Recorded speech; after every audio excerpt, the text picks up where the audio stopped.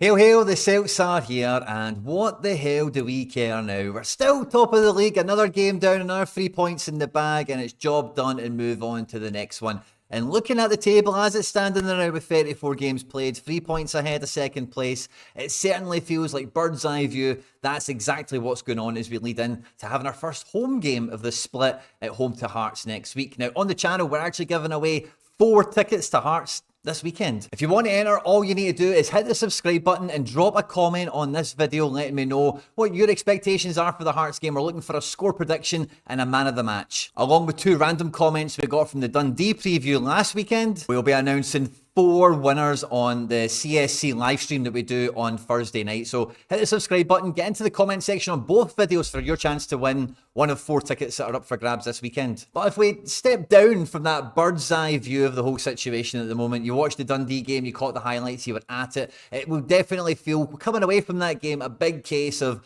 Dundee déjà vu. Last time we went to Dens Park, it required Mikey Johnson coming off the bench, super subbing his way into 2 goals to win the game for us. And in this game, we had Jamesy Forrest on the left wing coming up with 2 goals at Dens Park to get us the 3 points on the day as well. In the video today, we'll be breaking down where it went right and wrong for Celtic, because Dundee are coming out of this game with a lot of plaudits and a lot of credit and a lot of kudos in the bank after this one. And although they were definitely one of the tougher opponents we've faced this season, we'll get into it. At any point in the video, if you laugh, you learn, you like something or whatever, please do like and subscribe to the channel for more content like this, get involved in the ticket giveaway and all the rest of it. And yeah, jump into the comment section, let us know what you think ahead of the Hearts game, as well as, what you think about the Dundee game that we're talking about today. And let's just get stuck straight into it. The only somewhat mundane part about doing these videos is that virtually every team does set up almost identically to play against us, home or away, respectively. And Dundee really weren't too different in this respect. Now, there was the details for Dundee that were different paid off big time and really kept them in the game for a really long period in this match, and we'll come to that in a second. But for us, it was just about getting on the ball, shaping up, and really it did feel like, because we had McGregor in again from the start here, and the spaces that he occupies in the pitch, Hatate likes to get out into this left area here, and Taylor's always tucking in to be McGregor's pal. So the way that Dundee did kind of shape up and bank in and keep it tight, it really did feel like Scales was coming into this kind of left wing, left back kind of zone, like quite a lot in the first 20 minutes or so. We dominated possession. Forrest was very energetic on this side of the pitch. Even before the goal or anything came, he was doing little tricks around Boateng and he was beating people, he was getting to the line.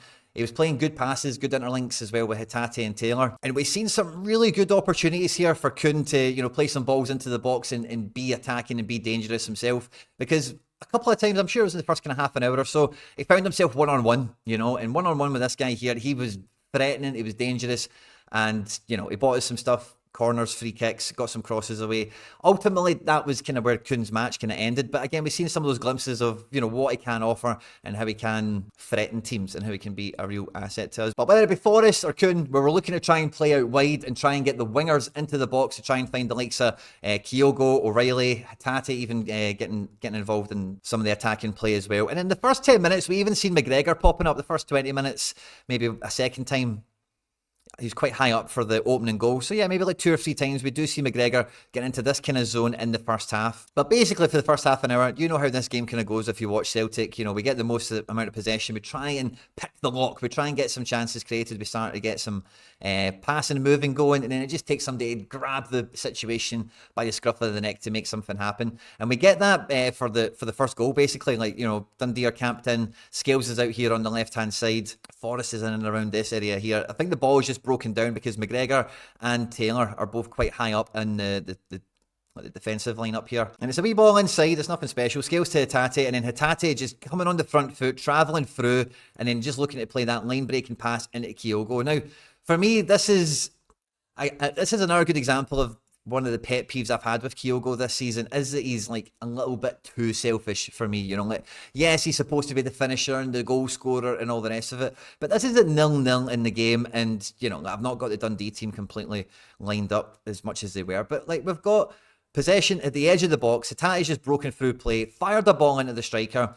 He does have 3 options on this side here. Forrest is right beside him, as you know, from the shot that he's going to get. McGregor's just off his shoulder, and Taylor is out here to the left. Never mind the options that are on this side of the pitch. But anyway, the ball comes in here, and he's not even thinking about a give and go. He's not even thinking about a 1-2 or anything. He's thinking set and shoot, set and shoot. And at this point, like, don't get me wrong, like, if he can beat his man here, it is just him to beat the keeper from 18 yards, and fair enough. The wee man's got that in his locker for sure. But it's another little example of at 0-0, he's taking some counterproductive decisions way too often. Thankfully, Forrest is right next to him. The bounce of the ball is absolutely beautiful, and he can just take control of the situation, saying, I'm leathering this, and, you know, with absolute aplomb, he fires the ball at the back of the net, and it gives us that kind of 1-0 advantage in the first half. And then from there, we really see the game just die of death. You know, it was a very difficult first half for Callum McGregor. I know he just came back from injury and all the rest of it, but this little guy, Luke McKeown, you guys in the comment section on the live stream last week, or maybe even 2 weeks ago, called it. You guys were saying this guy profiles really similarly to Hatate, plays with the same amount of energy and the same kind of vigour that he does, and to keep an eye out for him. I heard he did very good against them. And in this game here, like, he didn't like really dominate McGregor or anything like that, but he really was a problem. McGregor didn't get anything by him in this game. You know, not that McKeown was always taking the ball off him or like going by him with ease or anything like that. It was a well-contested midfield battle, as it were. But McGregor did not get by him. You know, he didn't play past him. He didn't get by him. And whenever they were involved in duels with one another, I kind of more often than not felt that this wee guy had done his job. And maybe McGregor didn't always lose possession, but it was very quick to force to retreat the ball, maybe back to a Scales or a Vickers or something like that. And Celtic didn't change away from that. Now, a few times, I think maybe in the first half, I counted twice, we skipped McGregor out. We played a ball from the back, whether it be, I think one of them was Scales trying to find Rio a bit quicker, or Kyogo, and I think Vickers had one for O'Reilly quite early on as well. But when you know Celtic are trying to set up this web of passing and moving it from left to right, it's very clear at Celtic that Taylor, Hatate, and whoever is left mid is a little trio on this side here. Kyogo has just been given license to patrol this area here and try and get his, you know, try and get on the end of everything. Johnson's looking to patrol this area here, and the right winger, you know, again, we're kind of still undecided who is the right winger in terms of first choice, but yeah, what they're meant to do and all the rest of it. So it kind of divides the team in two, like down the middle. We don't ever really get Hatate and O'Reilly really coming and interlinking with one another too often. The ball has to come into McGregor to switch it round, if not the centre-backs, or maybe the goalkeeper, just depending on, you know, how the ball goes. And then it's Johnson.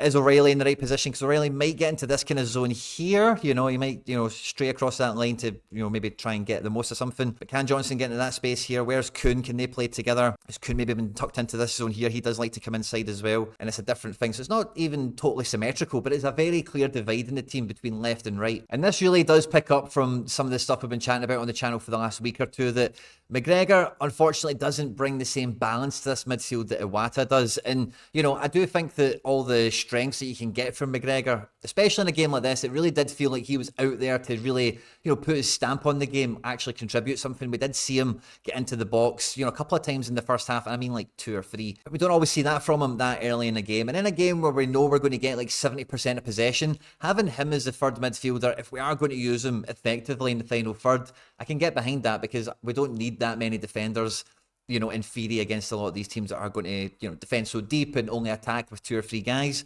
But when he is the fulcrum, however you say it, of the team, and he's so well man-marked, like McKeown doesn't make anything easy for him, and subsequently then nothing happens that quickly. Everything takes an extra 2 or 3 passes to happen, or they have to skip him out, which, you know, it's fine, but it just didn't happen that often. It's not about being better or worse players or anything. It is just quite simply balanced, because as we come into the second half, everything kind of continued as you were for the most part. And then once we get to the 60th minute, once nothing else has happened, and really Dundee have done pretty well to not give us too many more gilt-edged chances to actually put the ball away. But McGregor comes off for Iwata, and Kyogo comes off for Ida. Now, the first thing that this does, right, is Iwata straight away. I don't even think McKeown gets a touch of the ball when we're trying to play out from the back next time, and Iwata is in this role here of like bodyguard between the defence and the midfield.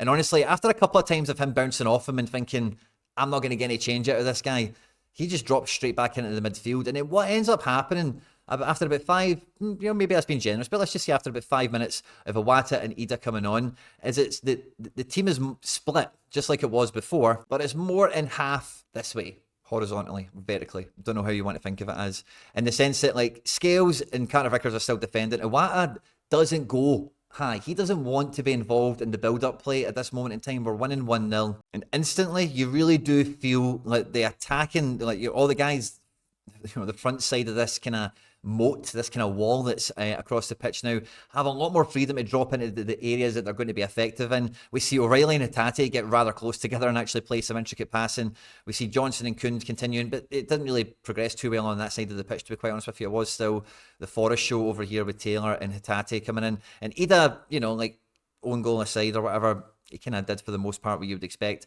But between him and Kyogo, I don't really think either one of them got found. But because Iwata isn't McGregor and coming into this zone here, and then it's an extra body, an extra person to mark, it just makes everything a little bit more congested. Whereas because he did stand off the play, it really did give these guys some space to roam into. And really, like, if you watch it back, you'll see, like, Alistair Johnson, some of the runs these guys make to cover into space at this point, an hour into the match, is really impressive to see. And honestly, like, I couldn't believe my eyes. I think it was like the 70th minute or something, but we're actually seeing Carter Vickers doing a line-breaking run, like, deep into the second half. And there's no way you would see Carter Vickers, doing that if McGregor's on the pitch. So I just feel like defensively, there was just a lot more confidence because, again, I think it was really early on in the first half. I never mentioned this earlier, I'm sorry, but he just defensively, McGregor's just always the wrong side of the situation. He's always behind, he's always wrong side of his man. He's always wrong side of the guy that Iwata's probably going to be looking at, staring at him as he turns around in possession and then is going to confront him head on.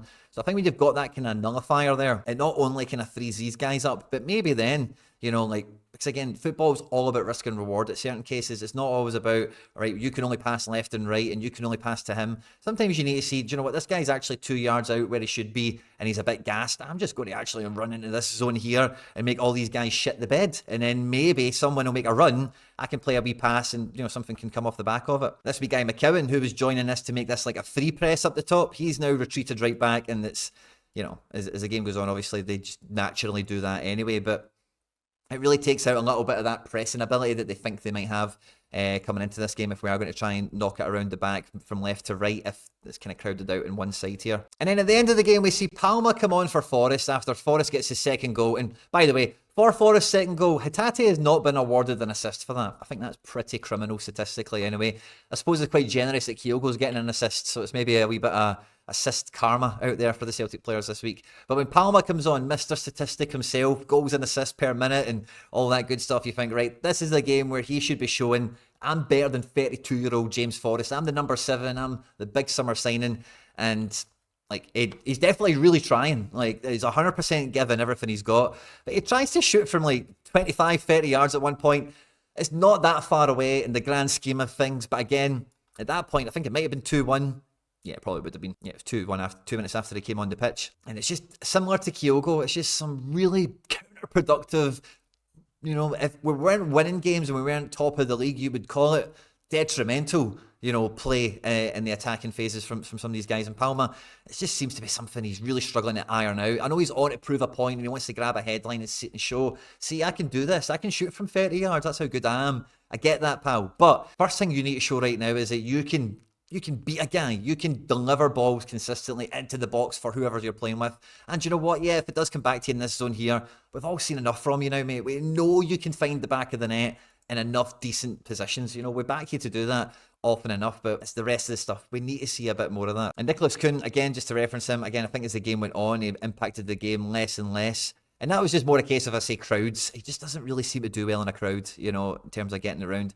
He's got some nice passing about him and everything, but in terms of crossing, I'm surprised he didn't find Ida with some of the attempts and some of the opportunities maybe. But again, Dundee are no small team themselves, so it's not like it was shooting fish in a barrel in that regard or anything. Overall, I don't think there's many Celtic players that did great in this game. And I don't think really there's many Dundee players that did fantastic either. It was a bit of a, like I said earlier, a bit of Dundee déjà vu. At Dens Park, it's just a bit of a non-event, but super tight and just depending on the way, decisions can go, the flow of play, the order of goals. Dundee scored the first goal, for example, and like we talk about quite a lot on the channel, it's a pure sliding doors thing, changes the game state, the complexion of the match, however you want to think of it as. So it's definitely not an easy game. It's definitely not one that I think anyone comes out of. Joe Hart did pretty well, I suppose. James Forrest is the hero, but beyond that, I'm not sure anyone else really stood up and be counted. And we can really see that in the overall ratings and the statistics here.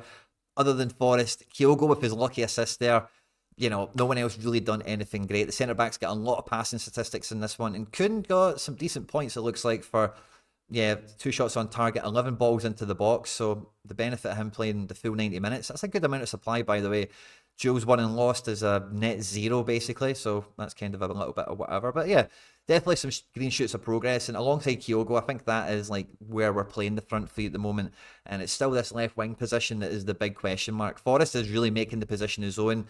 And again, like when he got his new contract under Ange, like I've always been a big fan of Forrest to be like, you know, the guy that you can call upon for 5 to 10 games a season across league and 2 cups. You know, like we have a lot of fixtures, and having a guy that's been there, done it, and you can put in these moments, like transfer values, you know, like don't come into it. You know, you'd always rather have that guy than not have him every single day of the week. And he's just putting the proper proof in the pudding now, because before, when you're saying this, when he gets the contract, it's just kind of theory or maybe or hopefully. But he's doing it now, you know, and I think that's why maybe all Celtic fans are kind of unified now a little bit. And the love for James Forrest's icon status as well, the testimonial hero of pre-season as well. But it's a little bit different for Callum McGregor. I don't think anyone is questioning his ability, the level he can play at or anything like that, but it's the balance in midfield, you know, getting more out of Hatate, O'Reilly, and just the overall team balance itself, you know, because when we were looking at the team before, like, under Ange and even some of the better football we've had this year, like Taylor is a great player. Like Taylor is a really good attacking player at link up play, at running into spaces, at doing good stuff. Like Taylor is very effective. But when McGregor's on the pitch, like Taylor's kind of holding his hands. Like they're holding hands quite a lot of the time. They're like a double pivot in midfield, as the fancy people call it. You know, I know I've still got a Wata here, but then it frees up these guys to play a little bit differently, and then maybe you can throw Johnson on. Johnson maybe comes in, and maybe Taylor can go. There's a little bit of that going on. But when Iwata's in, you know, like if that space is there, he goes, and Iwata's just going to shuffle over and watch what's going on. And likewise, if it's on this side of the pitch, and you've got the 2 centre backs and the goalkeeper in behind, and how many people are they going to be attacking with? Really, 2, maybe 3 if somebody really gets on their bike. So it's not a question of quality level or anything like that. It's balance and like cohesion, chemistry, whatever words it is that you use to try and think about like this type of stuff. And really, for Hearts at home next week, like the difference in play in Celtic objectively from the first half to the second half, McGregor in the team and out the team over the last month or 2, I don't know how Iwata cannot start this weekend versus Hearts, you know. So again, as much as Forrest is the hero, and I'm not taking anything away from him at all, but he probably did see the last like 10, 15 minutes of the game, like when he was involved in it anyway. No, maybe not 10 minutes, maybe I'm exaggerating, 2 or 3 minutes, you know, just some of the stuff. Like you could see he was at his limit, like he was out, you know. So he's definitely operating a limited capacity to some extent. And like, sure, for the split, the next couple of games, do I think he could be the hero again and continue to help us get over the line? Sure. But with Dyson Maeda coming back into training, he's meant to be in the picture for the Hearts game, probably from the bench is the early prediction. Kuhn's on the right, Kyogo through the middle. You know, is it Forrest from the bench? Is it Forrest from the start? Is it Forrest on the right? We maybe drop Kuhn out the picture when Dyson comes back in. Because Dyson, the whole point of that kind of train of thought there, obviously defensively gives you that extra dimension. And Forrest, like, he does like put himself about, he'll get back, put himself in the right position, he'll affect the ball, let it go out for a throw in, make a wee sneaky pull, foul or whatever if he has to, of course. But he's not like saying like an absolute shuttle up and down the side of the pitch, especially for 90 minutes, like we know Dyson can. So it's a bit of a different thing, a bit of a different dimension, because we've seen him at 70 minutes in Dundee. I say kind of reaching his ceiling there, kind of hitting the wall. Don't forget to join us on Thursday night for the live show, the preview of the Hearts game this weekend, where we'll be giving away 4 tickets to 2 random comments from the Dundee preview we did last week and 2 random comments from this video today. On screen now is that stream I'm talking about. You can click on it there now, hit a little reminder bell so you don't forget to tune in and see if you've won a ticket or not, and something else we've made that YouTube thinks you might enjoy somewhere. Hail, hail.